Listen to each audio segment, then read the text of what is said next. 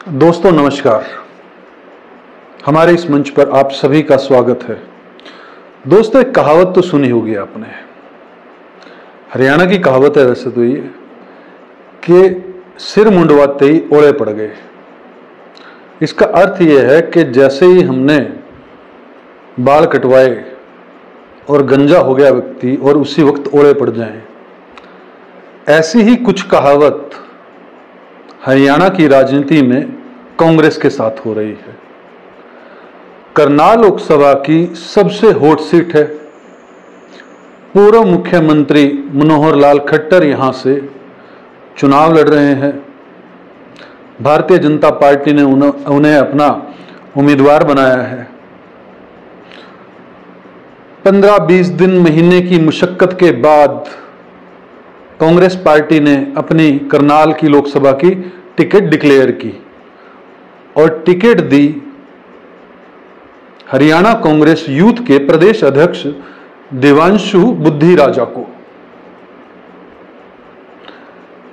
अलग अलग तरह के चर्चे हुए टिकट को लेकर, टिकट सही दी या नहीं दी, लेकिन पंजाबी वर्ग को बांटने के लिए या कहीं साधने के लिए कांग्रेस ने यह बड़ा दांव खेला। मात्र 31 साल का एक युवा, उसको लोकसभा से उम्मीदवार बनाने के लिए भी खैर कांग्रेस के अंदर हिम्मत चाहिए और हिम्मत कांग्रेस ने खास तौर पर दिखाई।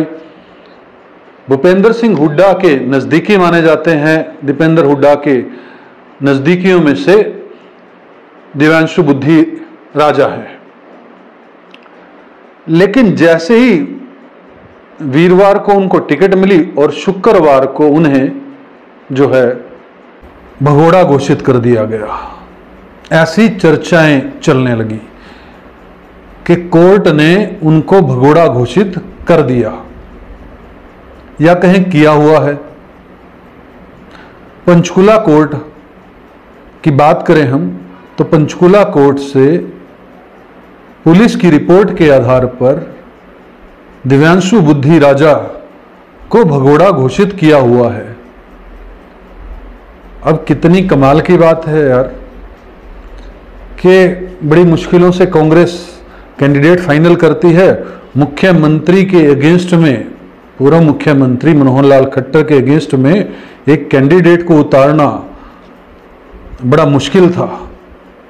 जिस तरह से कांग्रेस के नेता जो हैं वो डर रहे थे, ऐसा भारतीय जनता पार्टी का बार बार कहना है कि कांग्रेस पार्टी के अंदर हिम्मत ही नहीं है कि हमारे अगेंस्ट में कैंडिडेट उतार दे। लेकिन मुद्दा अभी ये नहीं है। मुद्दा आज बात कर रहे हैं हम देवांशु बुद्धि राजा के बारे में। देवांशु बुद्धि राजा की अगर हम बैकग्राउंड की बात करें तो वो पंजाब यूनिवर्सिटी से प्रधान भी रहे, NSUI के अध्यक्ष भी रहे और प्रदेश कांग्रेस कमेटी यूथ के जो हैं इस वक्त अध्यक्ष हैं। उनको कांग्रेस पार्टी जैसे ही अपना उम्मीदवार घोषित करती है वैसे ही ये मीडिया के अंदर चर्चा का विषय बन जाता है कि देवांशु बुद्धि राजा तो कोर्ट से भगोड़ा साबित हुआ है। लेकिन अब केस की बात जान लेते हैं। जब से मनोहर लाल खट्टर जी मुख्यमंत्री बने इस प्रदेश के, तब से लगभग तकरीबन 8 साल से देवांशु बुद्धि राजा जो है वो मुख्यमंत्री मनोहर लाल खट्टर पर निशाना साधते रहे हैं। लगातार वो बार बार युवाओं को रोजगार देने की बात पर उनको घेरते हुए नजर आते हैं। इसको लेकर उन्होंने 2 बार, एक बार तो पंचकुला के अंदर वो गवर्नमेंट कॉलेज में कुछ यूथ से मिले और उन्होंने सीएम के काफिले के अंदर घुसकर नारेबाजी की, जिसके खिलाफ में कार्रवाई हुई और उनको जेल भेज दिया गया। कमाल की बात यह है कि भारतीय जनता पार्टी जिस तरह का रुख जनता के साथ या कहीं जनता के नेताओं के साथ अपना रही है, खास तौर पर विपक्ष पार्टी की बात करें कि अगर आप विरोध कर रहे हैं तो आपको जेल डाल दिया जाएगा।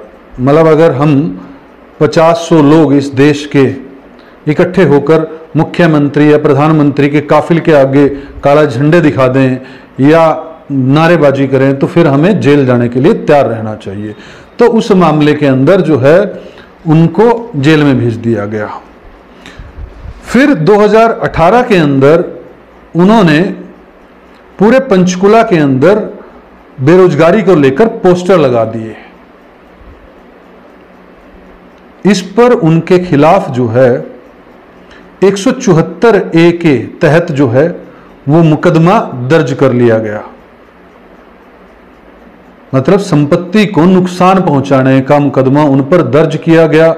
उन्होंने पूरे पंचकुला के अंदर विरोध किया मनोहर लाल खट्टर जी का। उन्होंने क्वेश्चन अगर उठाए कि बेरोजगारों को रोजगार कब दोगे, जिस तरह से एक कौशल रोजगार निगम बनाकर हरियाणा की सरकार पिछले कितने ही सालों से इस प्रदेश के युवाओं का शोषण कर रही है, उसका कौशल रोजगार निगम के माध्यम से रोजगार दिया जाता है, कॉन्ट्रैक्ट पर उनको रखा जाता है, रेगुलर उनकी कोई जॉब नहीं है, सैलरी उनको आधी से भी आधी मिलती है। और इस बात पर हरियाणा के मुख्यमंत्री पूर्व में जो थे मनोहर लाल खट्टर अपनी छाती पीट पीट कर प्रदेश की जनता को कहते हैं कि हमने 1 लाख लोगों को रोजगार दिया। बसों की ऊपर पूरी एडवर्टाइजमेंट दिखाई जाती है। बहरहाल हम देवांशु बुद्धि राजा की बात कर रहे हैं, तो अगर उन्होंने पोस्टर लगा दिए पूरे पंचकुला में तो उनके खिलाफ जो है 174A के अंदर जो है वो मामला दर्ज किया गया। और ऐसा बताया जाता है कि मनोहर लाल खट्टर के जब काफिले में घुसकर नारेबाजी की तो कोर्ट का एक आदेश के ऊपर 3 जनवरी 2024 को पंचकुला के सेक्टर 14 के थाने के अंदर 174A के अंदर मामला दर्ज किया, जहां पर पुलिस ने कोर्ट के सामने रिपोर्ट जो सबमिट की वो बड़ी हैरान देने करने वाली थी कि ये व्यक्ति जो है वो लापता है, मतलब हमें मिला नहीं है वो। मतलब पुलिस जितनी बार भी FIR दर्ज करने के बाद उसके घर पर गई होगी देवांशु बुद्धि राजा के, तो वो उनको मिला नहीं। और ना मिलने के कारण से उन्होंने जितनी बार भी वो गए, क्योंकि इस कोई डिटेल तो इस बारे में सामने नहीं है, लेकिन पुलिस ने जो कोर्ट के अंदर अपनी रिपोर्ट के अंदर सबमिट किया वो किया लापता है देवांशु बुद्धि राजा। उसके एवज में कोर्ट से भी सम्मन गए हैं और अचानक से ये मामला अब मीडिया में उठ गया है कि देवांशु बुद्धि राजा जो है वो भगोड़ा है। मैंने जो इस वीडियो को बनाया है वो मुख्य तौर पर इसलिए बनाया है कि भारतीय जनता पार्टी के खिलाफ चाहे विपक्ष खड़ा हो जाए या जनता खड़ी हो, कोई आंदोलन किया जाए तो उनको आतंकवादियों का उपाधि से नवाजा जाता है। जैसे किसान आंदोलन के अंदर जो सो कॉल्ड गोदी मीडिया ने किया।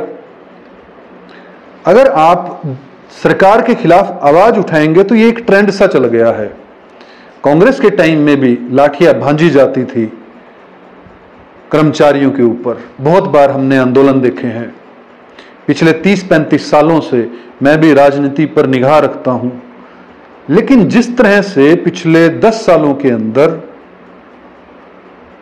मीडिया को दबाने का काम किया गया, जिस तरह से लोगों की आवाज को दबाने का काम किया गया, उस तरह से पहले शायद इमरजेंसी के अंदर ऐसा किया गया होगा, क्योंकि उस वक्त तो मेरा जन्म नहीं हुआ था। लेकिन भाजपा की सरकार इतनी अहंकार ग्रसित हो गई है कि उसे यह लगने लगा है कि हमें तो जनता चुन ही लेगी। लेकिन जिस तरह से अभी कल ही फिर दोबारा वोटिंग हुई है और परसेंटेज फिर से घटी है वोटिंग की, तो इस बात से साफ तौर पर देखने को यह मिल रहा है कि अब लोगों का चुनाव के अंदर कोई रुझान नहीं रहा, इंटरेस्ट नहीं है लोगों का, युवाओं का इंटरेस्ट खो गया है। अग्निवीर जैसी योजनाएं, खास तौर पर ऐसी योजनाएं हैं जिससे युवा जो है काफी दुखी हुआ, क्योंकि इसी एरिया का हरियाणा, पंजाब, राजस्थान, उत्तर प्रदेश के एरिया के ही सबसे ज्यादा आर्मी के अंदर लोग जाते थे। तो इसी तरह से जब विपक्ष की पार्टी के नेता जो है मनोहर लाल खट्टर के खिलाफ नारेबाजी करते हैं या बेरोजगारी पर पोस्टर लगा देते हैं तो उन पर मुकदमा दर्ज करवाया जाता है। और ऐसा ये आमतौर पर होता आया है, कांग्रेस के राज में भी ऐसा होता आया है, भारतीय जनता पार्टी के राज में ऐसा अधिक हो गया है थोड़ा, कि आप एक बार आवाज उठाओ और चाहे वो पत्रकार हो, चाहे वो कोई विपक्ष का नेता हो, चाहे वो कोई सोशलिस्ट हो, चाहे वो सोसाइटी की बात रखने वाले हों, तो आपके खिलाफ अलग अलग तरह से मुकदमे दर्ज हो जाएंगे। और यही मुख्यमंत्री, यही नेता फिर ये कहेंगे कि कानून अपनी कार्रवाई कर रहा है। लेकिन जिस तरह से भ्रष्टाचार हरियाणा के अंदर उच्च स्तर पर बढ़ा है, जिस तरह से बेरोजगारी उच्च स्तर पर बढ़ी है, जिस तरह से महंगाई देश के अंदर उच्च स्तर पर बढ़ी है, इस पर जब विपक्ष अगर कोई आवाज उठाता है या कोई आम नागरिक भी आवाज उठाता है तो उसकी आवाज को दबाने का प्रयास हर तरह से किया जाता है। मार्केट के अंदर न्यूज तो चलती ही रहती है। जिस तरह से महाराष्ट्र के अंदर सरकारें गिराई गई, जिस तरह से हिमाचल के अंदर प्रयास किया गया, जिस तरह से प्रेशर डाल के बिहार के अंदर सरकार के खेमे पलट दिए गए, ये किसी से छुपे तो है नहीं। तो दिव्यांशु बुद्धि राजा के ऊपर जिस तरह से मुकदमे दर्ज करवाए गए और अब जो है उनको भगोड़ा घोषित दिखा दिया गया है, माननीय कोर्ट का हम सम्मान करते हैं, लेकिन जिस तरह से मीडिया में छा गया है, ये कहीं ना कहीं सूरत जैसी घटना करने का तो पूर्व में मुख्यमंत्री मनोहर लाल खट्टर का प्लान तो नहीं है कि विपक्ष को पूरी तरह से समाप्त कर दो, फिर कल्ले ही कैंडिडेट हैं और चुनाव आयोग के जो अधिकारी हैं उनसे फिर सर्टिफिकेट मिल ही जाएगा। और ऐसा पिछले 2019 के चुनावों में भी देखने को मिला कि जो जो व्यक्ति खड़ा हो सकता था, जो जो मजबूत कैंडिडेट था, मुख्यमंत्री, पूर्व में मुख्यमंत्री मनोहर लाल खट्टर जी के खिलाफ, उनको रास्ते से हटा दिया गया और आसानी से चुनाव जो है वो जीतने का काम मनोहर लाल खट्टर जी ने किया। ऐसा पूरा करनाल का मीडिया जानता है, करनाल की जनता जानती है और करनाल के वो नेता भी जानते हैं। अब तो वो खुलकर बोलने लगे हैं कि हम खिलाफ में विधानसभा चुनाव लड़ेंगे भारतीय जनता पार्टी के खिलाफ, वरना तो विड्रॉ ही कर लिया था कांग्रेस के नेताओं ने कि हम तो चुनाव ही नहीं लड़ेंगे। तो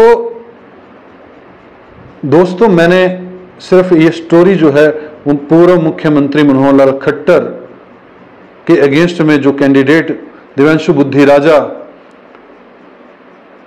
को टिकट दी कांग्रेस ने और अगले ही दिन उनकी छवि को पूरी तरह से धूमिल करने की कोशिश मीडिया के अंदर कर दी गई, जिस तरह से मीडिया ने एकदम से उछाल दिया, इसमें कहीं ना कहीं सरकार का कनेक्शन तो साफ नजर आ रहा है और पहले ही बदनाम कर दो कैंडिडेट को।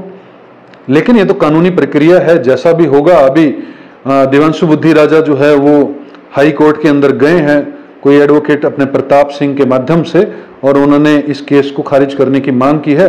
आने वाले समय में क्या होगा ये तो देखने की बात होगी, लेकिन क्या दिव्यांशु बुद्धि राजा का नॉमिनेशन सूरत की तर्ज पर कैंसिल तो नहीं हो जाएगा, ये आने वाला भविष्य बताएगा। इस बारे में आपकी क्या राय है, हमें कमेंट के माध्यम से जरूर बताइएगा। और आपको ये वीडियो कैसी लगी हमसे साझा कीजिएगा। वीडियो अच्छी लगी हो तो लाइक और शेयर कीजिएगा और हमारे मंच को सब्सक्राइब कीजिएगा। इस वीडियो में इतना ही। जय हिंद, जय भारत।